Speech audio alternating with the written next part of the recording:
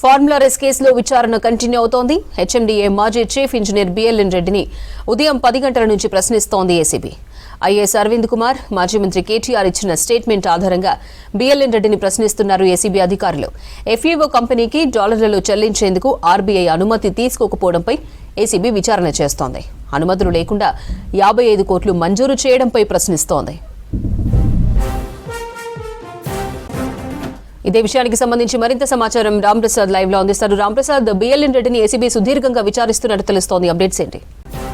Formula ఈ car race కి సంబంధించి అయితే గత 4.5 గంటలుగా ఇటు ఏదైతే హెచ్ఎండిఏ చీఫ్ గా గతంలో ఉన్నటువంటి మాజీ అధికారి బిఎల్ఎన్ రెడ్డిని ఇటు ఏసీబీ అధికారులు విచారిస్తా ఉన్నారు. మనం చూస్తున్నాం ఈ కేసుకు సంబంధించి ప్రభుత్వం తరఫున ఇటు సీనియర్ ఐఏఎస్ అధికారి దానకిషోర్ ఇచ్చిన ఫిర్యాదు మేరకు అయితే ఏసీబీ అధికారులు ఇప్పటికే A1, A2లోను విచారించిన అనంతరం A3గా ఉన్నటువంటి బిఎల్ఎన్ రెడ్డిని అయితే ఈరోజు విచారణ చేస్తున్నారు. ఉదయం 10 గంటలకు ప్రారంభమైనటువంటి విచారణ అయితే కొద్దిసేపటి క్రితమే లంచ్ 1:30 నుంచి 2:30 వరకు మినహాయిస్తే తిరిగి మళ్లీ విచారణ ప్రారంభించినటువంటి ఏసీబీ అధికారులు అయితే అన్ని కోణాల్లో దర్యాప్తు చేస్తున్నారు. ఈ యొక్క నగదు ఏదైతే బదిలీకి సంబంధించి ఉందో ఎఫ్ఈఓ కంపెనీకి నేరుగా ఏ విధంగా ట్రాన్స్ఫర్ చేశారు డబ్బులు అనే విషయంపై అయితే ఇటు ఏసీబీ అధికారులు ఇటు బిఎల్ఎన్ రెడ్డిని ప్రశ్నిస్తున్నారు. ఎందుకంటే మనం చూడవచ్చు మొత్తం ఈ ఫార్ములా ఈ రేస్ కేసుకు సంబంధించి అయితే క్షేత్రస్థాయిలో ఉన్నటువంటి అధికారి అయితే ఇటు బిఎల్ఎన్ రెడ్డి అని చెప్పవచ్చు. మనం చూసాం ఇప్పటికే ఈ కేసుకు సంబంధించి A1గా ఉన్నటువంటి అప్పటి మాజీ మంత్రి కేటీఆర్ ను కూడా విచారించడం జరిగింది. అంతేకాకుండా హెచ్ఎండిఏ కమిషనర్, అదేవిధంగా సీనియర్ ఐఏఎస్ అధికారి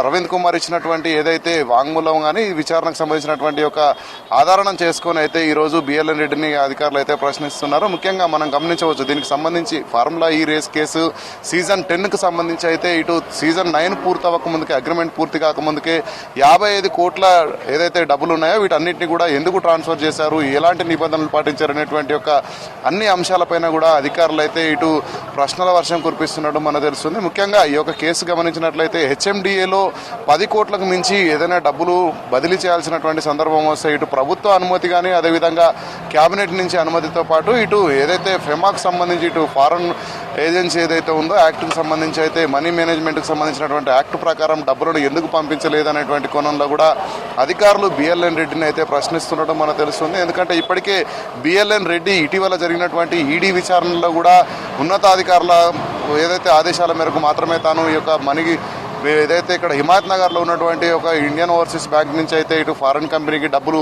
జమ చేశాయని చెప్పిన క్రమంలో అయితే అదే ఈడీ చేసినటువంటి విచారణకు సంబంధించి ఏది చెప్పాడో దానికి సంబంధించి ఈరోజు ఇక్కడ ఏసీబీ అధికారులు కూడా ఇక్కడ ప్రశ్నిస్తున్నటువంటి పరిస్థితి.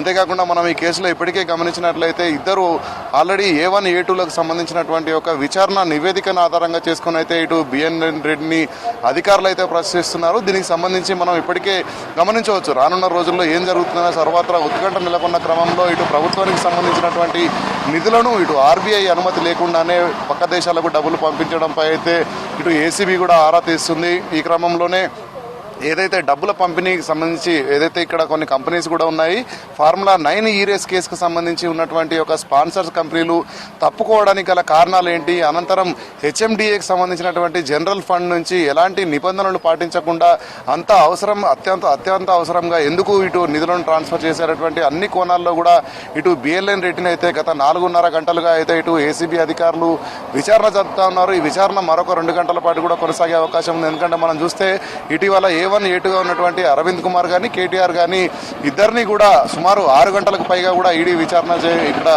ఇక్కడ ఏసీబీ విచారణ చేయడం జరిగింది. ఏసీబీ విచారణ అనంతరం కూడా ఈ యొక్క ఏదైతే బిఎల్ఎన్ రెడ్డి స్టేట్మెంట్ అనేది, ఎందుకంటే ముగ్గురికి విచారణ అనేది ఈ రోజుతో ముగియనుంది. అనంతరం ఏసీబీ ఎలాంటి నిర్ణయం తీసుకోబోతుంది అనేది కూడా వేచి చూడాల్సి ఉంటుంది. ఎందుకంటే ఇప్పటికే మనం చూస్తున్నాం కోర్టులో క్వాష్ పిటిషన్ వేసిన క్రమంలో కూడా కోర్టు నుంచి అనుమతి తీసుకొచ్చినటువంటి ఏసీబీ అధికారులు అయితే ఈ యొక్క విచారణను విడివిడిగా చేస్తున్నారు. కానీ రానున్న రోజుల్లో ఈ యొక్క విచారణ ముగిసిన అనంతరం ఒకేసారి A1, A2, A3ని కూడా విచారించనున్నట్లయితే ఇప్పటికే తెలుస్తా ఉంది. అదే కనుక జరిగితే ఇటు పండుగ ఏదైతే సంక్రాంతి పండుగ ఉందో అనంతరం కూడా ఈ యొక్క ముగ్గురిని కూడా A1, A2, A3ని కూడా విచారించబోయేటువంటి అవకాశం ఉన్నట్లయితే మనకు తెలుస్తా ఉంది. దీనికి సంబంధించి ఇటు ప్రభుత్వం ఏదైతే ఇటు డబ్బులు ఉన్నాయో 55 కోట్ల రూపాయలు ప్రస్తుతం ఎఫ్ఈఓ కంపెనీల వద్దే ఉన్నాయి. ఆ డబ్బులను తిరిగి తీసుకురావడం ఎలా, అంటే జరిగినటువంటి తప్పిదాలకు ఎవరు బాధ్యులను చేయాలనేటువంటి ఒక అన్ని కోణాల్లో కూడా ఏసీబీ దర్యాప్తు అనేది కొనసాగుతుంది. అపర్ణ.